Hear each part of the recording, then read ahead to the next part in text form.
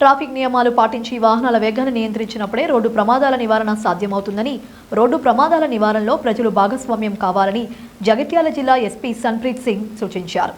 Road భద్రతా వారోత్సవాల ముగింపు సందర్భంగా జిల్లా కేంద్రంలోని ఓల్డ్ బస్టాండ్లో హెల్మెట్ అవగాహన బైక్ ర్యాలీని ఆయన ప్రారంభించారు.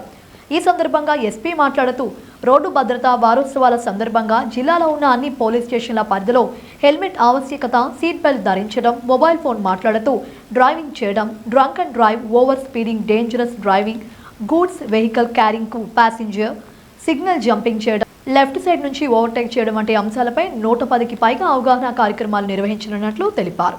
ఈ నిబంధనలు ప్రజలందరూ పాటించి రోడ్డు ప్రమాదాల నివారణకు సహకరించాలని కోరారు.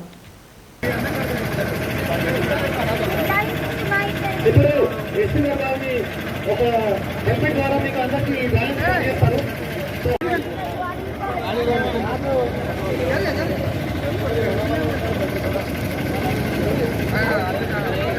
ఇప్పుడు ర్యాలీ స్టార్ట్ అవుతుంది. దయచేసి హెల్మెట్ డిస్ట్రిబ్యూషన్ ఆపండి సార్. కూర్చోవాలి కూడా చదువుతున్నారు మీరు.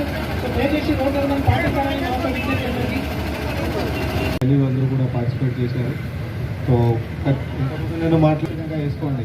పిల్లలు ఉన్నారు, ఇది ఏజ్ కూడా అండర్ ఏజ్ హెల్మెట్ ఖచ్చితంగా వేసుకోవాలి. హెల్మెట్ లేకుండా దయచేసి ఇంటి నుంచి బైక్ మీద రావాలి. ఇదే చెప్పి